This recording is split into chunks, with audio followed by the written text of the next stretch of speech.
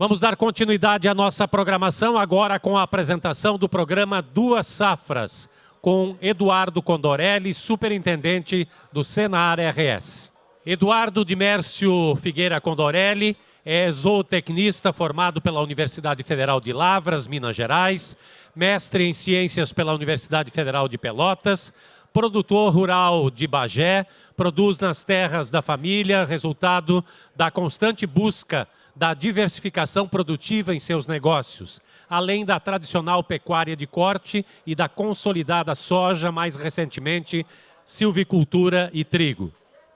No Senar RS, desde o início da carreira em 1997, como instrutor nas áreas de bovinocultura de corte e leite, na área de administração rural, foi também supervisor da entidade na região Campanha Gaúcha, assessor da superintendência e, posteriormente, da presidência do Conselho Administrativo. Atualmente, ocupa o cargo de superintendente no Rio Grande do Sul. Em sua trajetória técnica, foi professor de pós-graduação nas áreas de gestão de custos, no curso de administração rural e de geração de renda e emprego e no curso de associativismo. Além disso, colaborou conciliando as necessidades legislativas aos limites da lida no campo, com as equipes de suporte técnico aos relatores do novo Código Florestal e com as equipes do Ministério do Meio Ambiente na criação do Cadastro Ambiental Rural. Foi presidente da Câmara de Gestão Compartilhada Estado e Municípios, do CONSEMA RS, responsável, entre muitas ações, pela proposição da atual resolução 372/2018, que estabelece quais são as atividades licenciáveis no Rio Grande do Sul. E presidente da Câmara de Agropecuária e Agroindústria do CONSEMA RS, responsável pelas resoluções que disciplinam os processos de licenciamento ambiental das atividades de silvicultura e de irrigação no Estado. Nós passamos, então, de imediato a palavra a Eduardo Condorelli para a apresentação do programa Duas Safras. Boa tarde a todos. É uma satisfação estar aqui na Embrapa Clima Temperado, das Terras Baixas, cercado de tantos amigos e, neste momento, em representação ao nosso presidente Gedeão Pereira, que eu não vou dizer que, infelizmente, não pode estar presente, porque, justamente, felizmente, não está presente, porque o Rio Grande do Sul e o Brasil têm a pujança que tem no mercado internacional por trabalhos e ações como este que o presidente Gedeão está fazendo em representação à Confederação Nacional da Agricultura e Pecuária, abrindo mais um escritório de representação dos produtores rurais brasileiros, neste momento, em Dubai, na Arábia Saudita. Portanto, nos Emirados Árabes. Então, portanto, fundamental que o presidente não esteja aqui para que todos nós tenhamos a conquista de novos mercados e a ampliação de mercados onde possamos colocar todo o produto que nós, todos os produtores rurais, sabemos tão bem fazer e que, por óbvio, não temos um país de dimensão suficiente para consumir e que, por óbvio, então, também faz com que precisemos de outros consumidores. Então, o presidente Gedeão, por óbvio, não está aqui e eu estou aqui em representação a ele para apresentar aos senhores uma ideia, algo que talvez precisemos refletir na realidade do Rio Grande do Sul. E recentemente cheguei terça-feira à noite do oeste da Bahia, se torna ainda mais premente que façamos essa reflexão, no sentido de ver o que colegas nossos gaúchos fizeram há bem pouco tempo atrás, pouco mais de 30 anos, com uma região que era o absoluto nada. E lá hoje se plantam mais de 1,5 milhão de hectares, uma economia extremamente pujante, uma sociedade extremamente bem de vida, com qualidade de vida, a partir do que os produtores rurais acreditaram ser a sua missão e passaram efetivamente a implementar. Portanto, a Bahia hoje é um estado que cresce e só cresce graças aos produtores rurais. Todo o resto a Bahia já tinha, o que não tinha era uma pujante produção agropecuária que tem a partir da nossa crença no trabalho que fazemos todos os dias. E isso faz com que tenhamos que ter ainda mais reflexão sobre o que nós estamos fazendo aqui no nosso território gaúcho. A ideia, então, é falarmos sobre a otimização da produção agropecuária e o papel que as nossas entidades podem ter neste cenário e neste crescimento. Eu divido a apresentação em 7 pequenos blocos. Uma apresentação do que acontece no mundo, e acabei de comentar a questão do Oriente Médio, bem superficialmente. A transformação que isso tem trazido, o que o Rio Grande do Sul é neste momento, os espaços que temos, o papel das nossas instituições e entidades, onde nós efetivamente queremos chegar, e umas breves considerações no sentido de conclusão. Primeiro, olhar a população mundial, a gente não se dá conta, mas quando eu nasci, em 1973, a população do mundo era a metade da que tem hoje. Ela dobrou de tamanho em 48 anos. Mais que dobrou de tamanho em 48 anos. Nós não temos noção do que isso significa na capacidade de demanda por alimento, e não só por alimentos, mas por fibras e energia, que em grande parte no planeta Terra vem do nosso trabalho diário.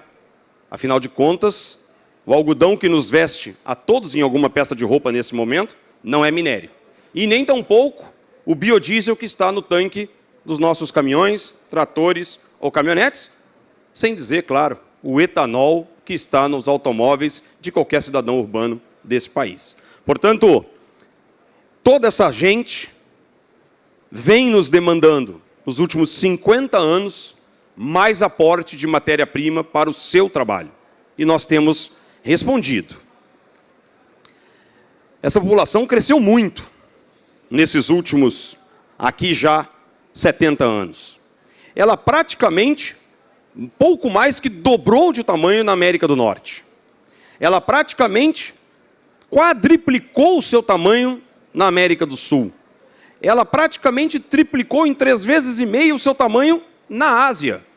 E não é 3,5 vezes em cima do número pequeno. É 3,5 vezes num número que já era de 1,5 bilhão de pessoas em 1950. Ela praticamente multiplicou por 2,3 vezes o seu tamanho na Oceania e ela multiplicou por 6 vezes o seu tamanho na África. Saindo de 230 milhões de pessoas em 1950 para 1,340 bilhão de pessoas em 2020.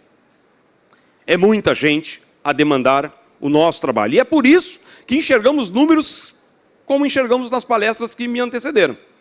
Mercado crescendo, cada vez mais espaço, as commodities encontrando espaço. Oscilações anuais, sazonais, mas em média se feita uma equação de regressão sempre ascendente, Raros os produtos não se valorizam no mercado internacional, porque a demanda vem sim crescendo muito à medida que os anos vão passando. E a gente acha que esse cenário terminou? Não. Aqui na primeira metade do gráfico, a perspectiva para os próximos 8 anos, 10 a contar de 2020, saindo de 7 bilhões e 800 milhões de pessoas, e ali, em 10 anos, colocando praticamente 750 milhões de pessoas a mais para consumir alimentos, fibras e energia no planeta Terra. Mais 10%. Mais do que isso, projetando até 2100. Gente, 2100 é logo depois de amanhã. São só mais 80 anos. Nós fizemos muito em 70 para trás. Saindo dos atuais 7 bilhões e 800 milhões para 10 bilhões e 800 milhões de pessoas no planeta. É um novo salto de mais 3 bilhões e pico de pessoas no planeta. Claro que o denominador é maior, portanto não é dobrar o tamanho, mas é agora multiplicar por 50% a mais, adicionar 50% mais população no planeta. E essa gente toda come, se veste e se locomove. E não só faz tudo isso pela questão da quantidade que são, mas pela questão da renda, como vamos ver. Como é que vai ser esse crescimento para o futuro? E isso é importante para que a gente enxergue quem nós queremos ter de parceiro daqui para frente. Ou quem nós devemos continuar tendo de parceiro? Quem tem potencial para efetivamente nos consumir tudo a mais que podemos fazer no Brasil? A América do Norte deve crescer mais 15% a sua população, passando de 370 milhões para 430, 425 milhões. A América do Sul sai de 650 milhões e vai para 762 milhões de pessoas. Cresce 17% praticamente. A Europa encolhe. Sai dos atuais 747 milhões de pessoas para 710 milhões de pessoas. Encolhe 5%. A África, a Oceania, sobe ainda mais 15 milhões de pessoas. Pouca gente, claro. Cresce 35% ainda. A África praticamente dobra sua população. Já tinha crescido um monte e ainda vai dobrar. Saindo dos atuais 1 bilhão e 340 milhões de pessoas para 2 bilhões e meio de pessoas na África até 2050 só. Aqui não é 2100, não. Aqui é só daqui a 30 anos. E a Ásia sai dos atuais 4 bilhões e 600 milhões de pessoas e coloca mais 650 milhões de pessoas naquele continente, elevando para 5 bilhões e 300 milhões de pessoas. Portanto, consumidor tem e não é pouco. Fora isso, há um outro dado importante que está atrelado à questão da renda e da capacidade de gerar o próprio alimento, que é a relação população urbana, população rural no planeta. Hoje, cada um de nós que está no campo dedicado à produção agropecuária alimenta 1,3 cidadãos na zona urbana. Isso no mundo. Em 2050, um novo cidadão urbano vai aparecer para se alimentar com produtos, se vestir e se locomover, com produtos que vêm do nosso trabalho. Passaremos a ter 6 bilhões e 700 milhões de pessoas nas cidades e 3 bilhões de pessoas apenas no campo. Aliás, esse número é importante, a gente não comentou. Recentemente, faz bem pouco tempo atrás, a população, no Brasil já faz mais tempo, mas no mundo, faz uma questão de 5 anos atrás, a população rural passou a ser menor que a população urbana no planeta Terra. Até então, a rural ainda era maior, no planeta inteiro. Portanto, há um direcionamento para que a população venha toda para a cidade. Isso é um movimento mundial. Portanto, reforma agrária, êxodo rural, discussão de pessoas, menos gente no campo. Isso é a tendência do planeta inteiro a acontecer. Rema contra quem disser que isso não vai acontecer. Vai acontecer. A maior reforma agrária do mundo foi a do México. E está todo mundo de volta na cidade de novo. Está todo mundo de volta na cidade. Portanto, aqui teremos, além de mais gente dependendo do produtor rural, mais gente dependendo de quem estiver no campo trabalhando. E a população urbana com mais renda para se alimentar, crescendo o seu padrão de consumo. Portanto, serão mais pessoas no planeta, mais pessoas sem a capacidade de consumir, de produzir o próprio alimento, e mais pessoas com mais dinheiro, consumindo cada vez mais. Isso já começou. Está aí, a China. Mercado bombando. Nosso maior parceiro, faixa do produtor rural brasileiro. Consome, o presidente Gedeão sempre usa o termo, de maneira até perdulária alimentos. Chega a ser perdulário no consumo de alimento um cidadão chinês. E eles recém colocaram só uma parte da população no consumo. Tem muita gente sobrevivendo na zona rural do país ainda. Para ter uma ideia, a população chinesa até 2050 vai diminuir um pouquinho, ainda cresce um pouco até 2035, mais uns 15 anos, e depois cai e volta um pouquinho abaixo do que é hoje. Entretanto, a população urbana sai dos atuais 800 e poucos milhões de pessoas e vai para quase 1 bilhão e 200 milhões de pessoas na China. E a população rural sai dos atuais quase 600 milhões de pessoas e vem para menos de 400 milhões de pessoas. Portanto, muito mais gente na China, num mercado que já nos absorve tudo que a gente tem. É uma questão só negocial, porque volume compram tudo. E efetivamente cada vez mais dependente. E ali tem 2 números. O World Meters é um site que mede a população mundial ao vivo. E essa apresentação eu fiz lá em Passo Fundo.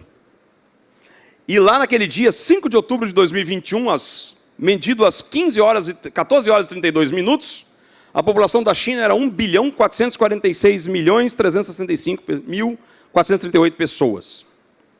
Eu fiz essa mesma aferição hoje de manhã. Eles já estão com 1.448.428.648. E em 4 meses, não chega a 4 meses e meio, eles colocaram uma zona metropolitana de Porto Alegre inteira para dentro do mercado de consumo. Para dentro do mercado de consumo.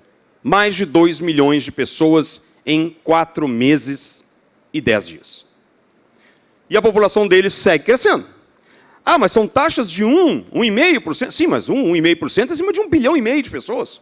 Não é 1,5% em cima do Uruguai. É 1,5% em cima de 1,5 bilhão de pessoas. É muita gente entrando no mercado. Muita gente.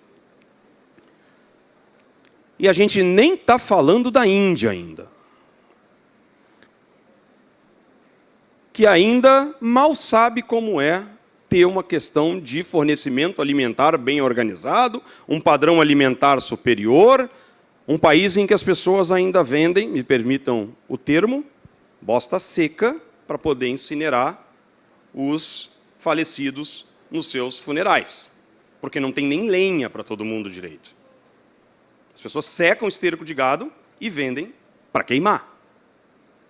Ficam na beira da estrada com aqueles tijolinhos para vender.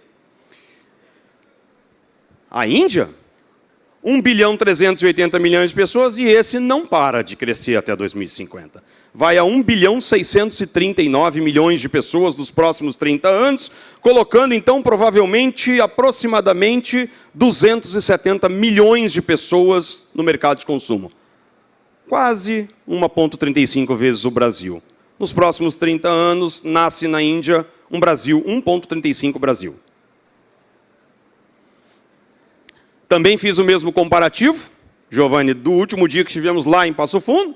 Lá naquele dia eram 1.397.392 pessoas, e hoje de manhã eles estavam com 402.511. 5.200.000 habitantes a mais em 4 meses e 10 dias. Metade do Rio Grande do Sul. Junto com a China, 2 Uruguai entraram nesses 2 países em 4 meses e 10 dias. Todo esse povo come, se veste e se locomove. Portanto, cliente não vai faltar. Cliente não falta. E aqui, claro, né? Ainda tem um detalhe. População deles, da Índia, ainda muito rural, quase 900 milhões de pessoas no meio rural, e até 2050 caem para pouco mais de 600 milhões. E ali por volta de 2045, a população urbana deles, que é pouco acima de 400 milhões de pessoas, já serão quase 800 milhões de pessoas. Portanto, também invertendo muito fortemente a capacidade de gerar o próprio alimento e aumentando muito significativamente a capacidade de consumo, até mesmo pela maior renda. Isso tudo vem trazendo uma transformação. Nós já vivemos o mundo da China, já vivemos o mundo do Oriente Médio, e nós todos que somos produtores rurais, e se não somos nós, éramos nossos pais, nossos avós, temos percebido que as coisas têm se transformado e se transformado de uma maneira muito forte. E atividades tradicionais começam a ser pressionadas por atividades novas. A soja não deixa de ser uma novidade no Rio Grande do Sul, mal tem 50 anos de efetiva atividade econômica de respeito no Estado, vamos dizer assim. E aí temos enxergado, principalmente esta maior cultura do Estado, pressionando atividades como a pecuária de corte e a pecuária de leite por área. Principalmente no verão. Óbvio, época em que é plantada. Quando eu estudei em Lavras, lá em Minas Gerais, a gente sempre dizia que o problema do gado de leite não era o verão, não era o inverno. O problema do gado de leite era o verão. Pois hoje a pecuária de corte goza da mesma dificuldade. Não é mais... Fiz faculdade, me formei em 95, e quando nós vimos para cá, fiz o meu mestrado aqui entre a Eliseu Maciel e a Embrapa lá, Fernando Salomone, a gente discutiu, o estudo era como se fazia pastagem para resolver o problema do inverno. Hoje a nossa dificuldade é onde é que botam as vacas no verão. Porque em 20 de setembro, 1º de outubro, metade tem que sumir do campo que está. Ou mais. Portanto, o problema hoje é como é que nós viabilizamos as atividades pecuárias de grande porte, principalmente, no verão, pressionados por uma outra atividade que se tornou gigantesca na nossa realidade. E essa transformação aconteceu, e nós temos que manter as atividades tradicionais também, até porque não vamos colocar todos os ovos numa cesta só. E esses dados começam a acontecer de verdade. As atividades não é só percepção de todos nós. Isso está acontecendo. Dados da Secretaria da Agricultura, trabalhados pela coordenação das comissões da Farsul e com o Departamento Econômico, mostram que os abates vêm caindo significativamente no estado do Rio Grande do Sul. Caíram em 174 mil fêmeas a menos no ano passado, até setembro, em relação à média dos outros 2 anos. Mas fêmea, alguém pode dizer, e é verdade, estamos num movimento de retenção de matrizes. É verdade. Entretanto, os machos também caíram, 10%. Bom, e macho, que eu saiba, a gente mata tudo. Macho não fica nada na propriedade, vai tudo para o abate. Consequentemente, aquele dado mostra que a pecuária de corte vem sendo pressionada, sim, pela falta de área no verão. Principalmente no verão. E a gente precisa otimizar o uso do verão com a pecuária de corte, por isso a parceria com a Embrapa de Bagé, principalmente, e também com a Embrapa de Pelotas e de Passo Fundo, para que possamos encontrar soluções que viabilizem a manutenção da atividade pecuária, mesmo em períodos em que ela está pressionada pelas demais. Atividades como essa tomaram um gigantismo na nossa economia que a gente até nem se dá conta. A maior cadeia produtiva da pecuária gaúcha não é a bovina de corte nem a ovina, é a suína. E isto aqui não tem tomada para desligar. Come dia e noite. E come ração. Portanto, demandam a conversão de proteína vegetal em proteína animal 24 horas por dia e alguém tem que fornecer esse alimento. Para que isso possa sair daqui, inclusive, com valor agregado dentro da nossa própria produção, nessa conversão de proteína vegetal para proteína animal. E o nosso Estado? Nesse cenário todo de transformação, nesse cenário todo de mercado crescente, planeta fora, o que nós estamos fazendo? Nós estamos, de certa forma, ficando para trás. Ficando para trás. Os outros estados crescem mais do que a gente, geram mais divisas do que a gente, se desenvolvem mais rapidamente do que a gente. Rebanho bovino de Mato Grosso cresce na média 4,5% ao ano, enquanto no Rio Grande do Sul decresceu de 1990 para 2019, 0,5%. O rebanho do Pará, obviamente, que percentualmente tem que ser alto o número, mas vejam, há 20 anos atrás, 22, tinha 6 milhões de cabeça. Hoje tem 21 milhões de cabeça. Rebanhos como o de Roraima, praticamente não existia, menor que o rebanho de gado de leite do Rio Grande do Sul, 1 milhão e 700 mil cabeças. Hoje tem 14 milhões e meio de cabeças quase. Fora o volume de abates e fora a geração de emprego. Estamos ficando para trás. Aqui, olha, converteu tudo lá em cima, gente. Isso aqui era o volume de abate em números de animais. Alguma coisa houve ali lá em cima. A evolução. Vejam vocês que os abates vêm mantendo uma sazonalidade, mas observem, a outra próxima lâmina é melhor, vai mostrando a participação maior das categorias mais jovens, mostrando que nós estamos até sendo mais eficientes para manter o abate do nosso estado. Vejam que os mais jovens, de 13 a 24 meses, hoje já representam 38% dos abates do estado, quando há bem pouco tempo atrás, 10 anos, ficavam na faixa de 20%. O volume diminui um pouco e a participação deles aumenta. Qual é o ruim disso?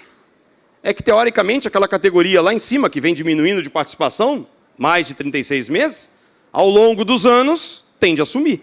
e vai ficar para abastecer os frigoríficos de 1 a 2 e de 2 a 3 anos. Claro que não vai desaparecer, mas tende a diminuir.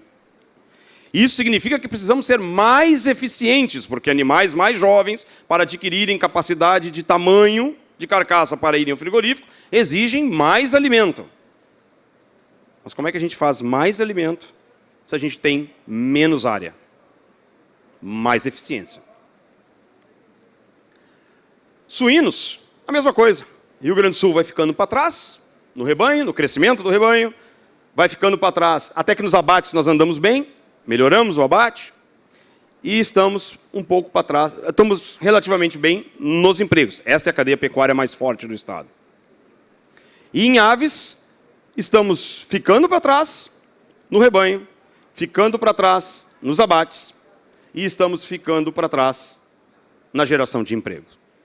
Por que tudo isso? Porque nós não temos produto, espaço e produto para alimentar toda esta produção pecuária. E como é que estamos de área? Esses são dados do IBGE, do Sidra do ano passado, fechando safra, não estão perspectivas para esta. Nós produzimos em verão, e aqui eu não estou colocando só o arroz dentro ainda, nós produzimos aproximadamente 25 milhões de toneladas na última safra, segundo o IBGE, entre milho e soja. E produzimos no inverno 4 milhões e meio de toneladas. Olha que foi uma baita safra de inverno. E a gente recém atingiu em quantidade 18% do que a gente produziu no verão, sem considerar o arroz. Se botar o arroz nessa conta, então 18% despenca de vez. E por que isso? Porque em grande parte, não é só a questão do milho produzir 200 sacos por hectare, e o trigo produzir 80, 90, mas sim porque nós usamos muito menos área para a produção de grãos no inverno do que usamos no verão. Usamos para a produção de soja e milho, quase 7 milhões de hectares no verão. E usamos para a produção de trigo, aveia, centeio, cevada, triticale, 1,5 milhão de hectares. Portanto, usamos uma quinta parte do que temos de área agrícola do Estado, pensando só no sequeiro, para produzir agricultura no inverno.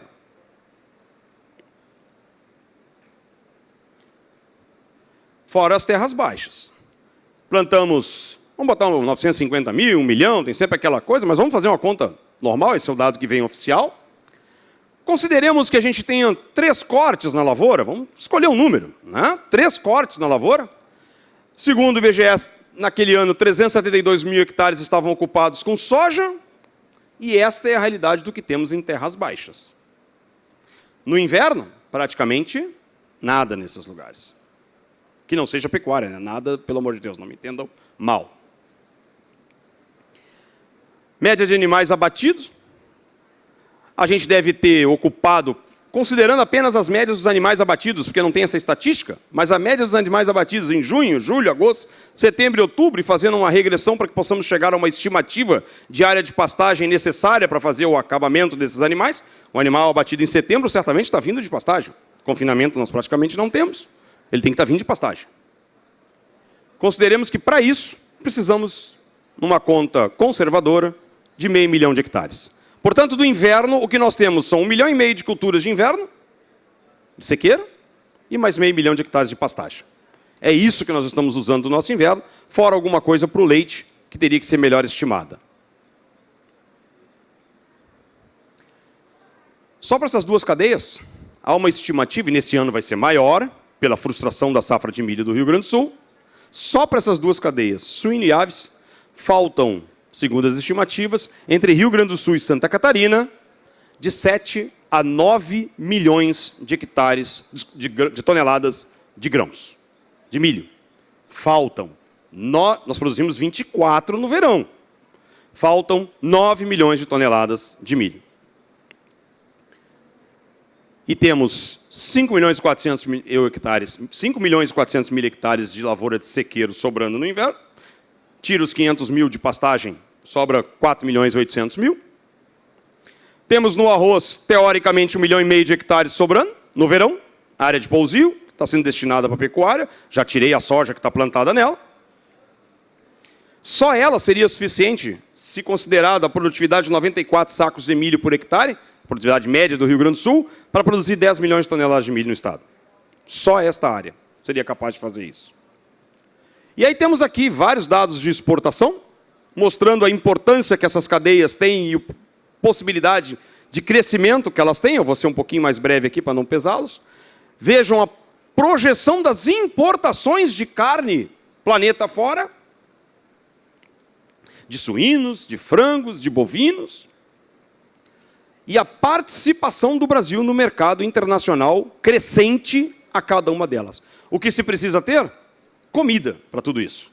Seja para os animais, seja para a produção de leite, seja para o suíno, seja para o frango, seja para o gado de corte.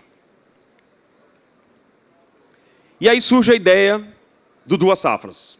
Uma associação entre todas as entidades que efetivamente estão preocupadas com o produtor, e este pool é aberto a todos que queiram se somar, mas que efetivamente associam a Federação da Agricultura, o nosso Senar e a Embrapa, através das unidades que citei, Bagé, Pelotas, Capão do Leão, no caso, e Passo Fundo, além de Concórdia, em Santa Catarina, para que possamos auxiliar o produtor a gerar divisas para as indústrias de ração, e a FECOAGRO está junto conosco nisso, Federação das Cooperativas, para que possamos fornecer mais alimento e orientar os produtores das principais cadeias, no caso aqui pensando primeiro frango e suíno, para que tenhamos mais carne e geremos mais divisa para estes bilhões e bilhões de pessoas que estão esperando no mercado.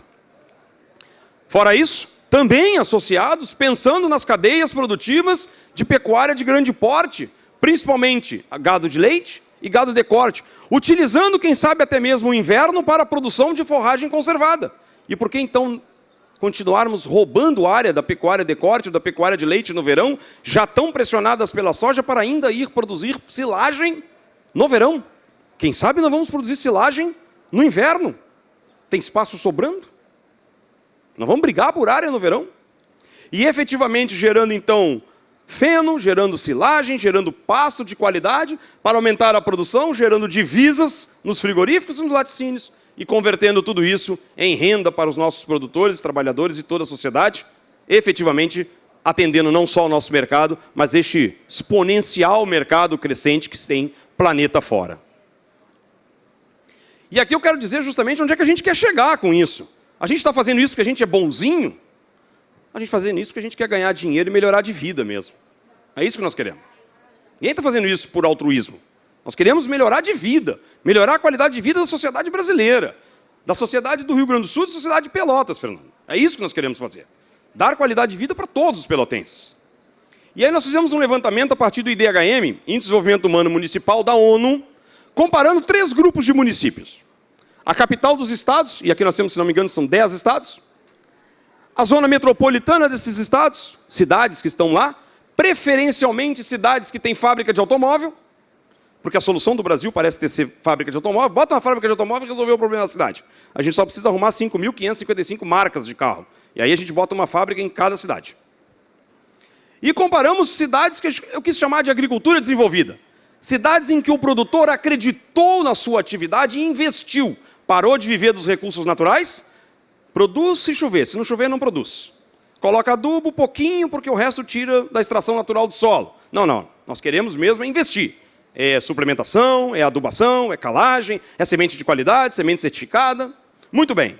E aí escolhemos algumas cidades que, nesses anos, demonstraram esta conversão no modelo produtivo. E aqui nós temos. As capitais melhoraram o seu IDHM. Melhoraram o seu IDHM. As zonas cidade de agricultura moderna também melhoraram. E é interessante. As cidades que melhoraram das zonas metropolitanas, onde todos nós pagamos a fábrica da Gravataí, lá da GM em Gravataí, todos nós pagamos. Seja pelos incentivos fiscais que foram dados, seja pelos benfeitorias e infraestrutura que foi feita para aquela fábrica se instalar lá. E eu não vou discutir se isso é bom ou ruim, só há de se dizer que ela não chegou ali de graça para todos os gaúchos. Ela custou algo para estar lá. Nós optamos como sociedade em gastar dinheiro, investir dinheiro para ter uma fábrica de automóvel. Pois bem, os produtores fazem a mesma evolução da qualidade de vida nos seus municípios, sem precisar de praticamente nada do poder público, a não ser uma infraestrutura básica de energia, que agora é até privatizada, e de estrada. O resto, a gente busca que nem a população urbana na zona urbana. Portanto, o produtor não precisa de dinheiro público para gerar qualidade de vida. Ele precisa de espaço e acreditar no seu trabalho, porque nós somos capazes de fazer isso. E veja bem, as cidades de agricultura moderna estão cada dia mais perto da qualidade de vida das capitais dos estados. Já existem cidades da zona rural que têm qualidade, da zona rural não, do interior do estado, que têm qualidade de vida superior à capital do próprio estado. E, consequentemente, fazendo com que a gente tenha não só um índice maior, mas refletindo no mesmo resultado para a sociedade, que é o resultado feito quando a gente tem que botar a mão no bolso e trazer uma fábrica de automóvel. Considerando dois tipos de município, eu aqui separei grosseiramente, não quero entrar no mérito, municípios que já se enxergam a conversão no modelo de produtivo e municípios que ainda mantêm as suas atividades mais tradicionais. Pois bem, os municípios que acreditaram numa conversão, num espaço de pouco mais de 20 anos, na verdade, melhoraram a qualidade de vida os que ainda estão convertendo, em 36,5%. Enquanto os que já fizeram esta conversão, melhoraram a qualidade de vida em 39%. Parece pouco, só 3%, mas numa base de 30%, são 10% mais rápido a melhoria da qualidade de vida da sua população. Índice de Desenvolvimento Humano medido pela ONU. Não é número nosso, é a ONU quem diz isso. E mais, a distância da qualidade de vida entre os municípios que acreditam em intensificar o processo produtivo vai aumentando ao longo dos anos, mostrando que aquelas cidades que não investem na sua agricultura vão ficando para trás. E se já são preteridas hoje, continuarão sendo cada vez mais preteridas. E as pessoas vão se mudar para aquelas que oferecem melhor qualidade de vida. Portanto, acreditar na agricultura não é apenas querer apoiar um setor produtivo. Acreditar na agricultura é acreditar numa visão estratégica para o que quer para a sua sociedade. Isso deveria ser observado para todos os gestores públicos do país, mesmo que sejam do Poder Executivo, Legislativo ou até mesmo do Judiciário. E por que isso? Alguns aqui lembram da embreagem da mobilete. Alguém lembra disso? A embreagem da mobilete era aquela coisinha, o motorzinho dela ficava girando ali na marcha lenta e ela não andava, né? Ela ficava parada, motor ligado e ela ali parada. Quando a gente acelerava ela, aquele negócio crescia e encostava na parede do motor e aquilo girava e tocava a corrente que mexia a roda e a mobilete andava. Se a gente parava de acelerar, a mobilete parava de tracionar e ela parava de novo. Nossas propriedades rurais são iguais, senhores e senhoras. Se a gente acredita no que faz e acelera, a gente vai na zona urbana e compra tudo isso aqui a mais. A gente precisa de mais indústria química, a gente precisa de mais indústria de fertilizante, a gente precisa de mais biotecnologia, mais farmacêutico, mais metal mecânico, mais automotivo, eletrônica, refino de petróleo, construção civil, transporte, comércio, consultoria técnica e tudo mais. A gente demanda muito mais. E a gente aquece a economia da zona urbana. Porque precisa de gente para nos fornecer tudo isso. Precisa de fábrica fazendo tudo isso. E se a gente produz e acredita usando todos esses insumos, a gente produz mais. E se a gente tem mais volume de produção, a gente precisa de tudo isso aqui a mais. Precisa de mais silo, mais secador, mais cerealista, precisa de mais cooperativa, mais indústria de beneficiamento de grãos, de ração, de transporte, comércio, corretora, biocombustível, etc. Muitos dos frentistas de postos de gasolina que estão atendendo os nossos caminhões só estão empregados porque alguém tem soja, arroz, milho, ou pecuária de corte, ou leite para carregar. E isso só tem mais caminhão porque a gente acredita no que faz. E o Rio Grande do Sul tem que acordar, porque os outros estados estão acordando. Essa é uma notícia do final do ano passado, no meio do ano passado, em que o Cerrado, por exemplo, já acordou para a possibilidade de trigo para direcionar a ração animal, porque entendeu que lá pode crescer. E batendo recordes de produtividade com trigo, no Cerrado. E nós aqui com 4,5 milhões de hectares disponíveis para plantar. O Ministério da Agricultura e a Embrapa já vão planejando 200 mil hectares de trigo para este ano que passou e 1 milhão de hectares de trigo para 2025. 1 milhão é o que nós plantamos. Um pouquinho menos. Quer dizer, esse ano um pouquinho menos. Portanto, Cerrado nos passa em 4 anos. a gente tem que acordar. O momento é esse. A gente precisa se levantar. E principalmente porque temos área aqui.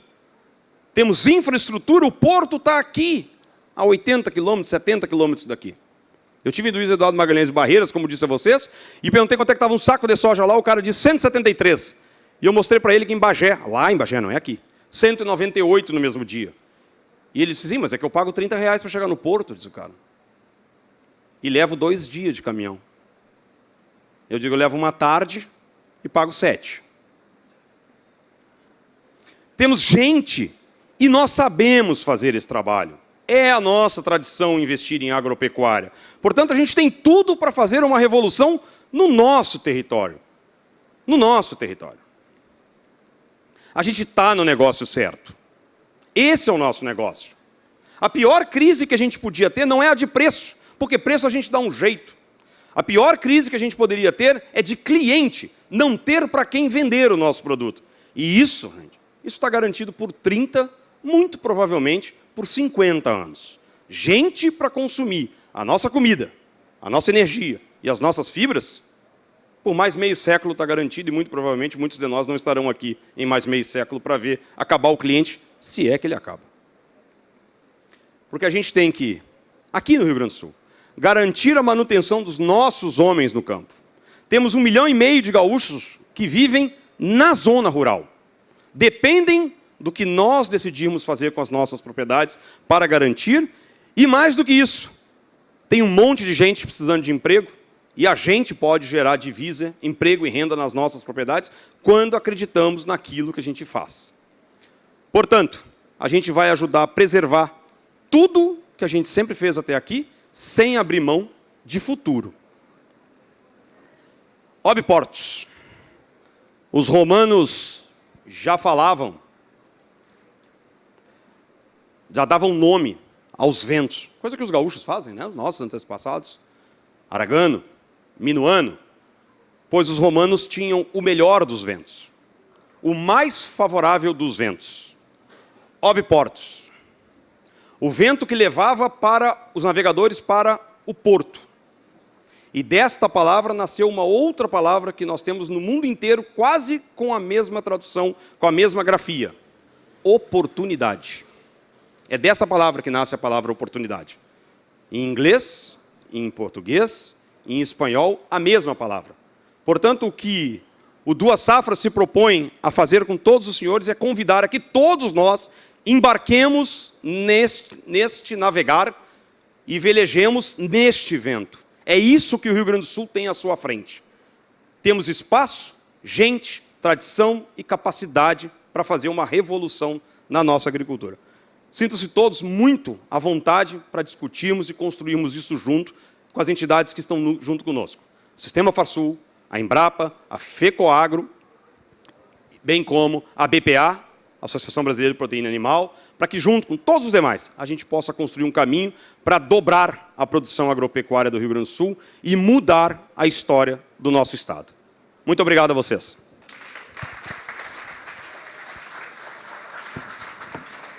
Nossos agradecimentos a Eduardo Condorelli por sua participação no nosso evento. Solicitamos agora que o nosso vice-presidente da Federarroz, Roberto Fagundes, venha ao palco para a entrega de uma lembrança a Eduardo Condorelli por sua participação. Esse microfone tá bom aqui, tá ligado? Mais uma vez, nossos agradecimentos a Eduardo Condorelli por sua participação.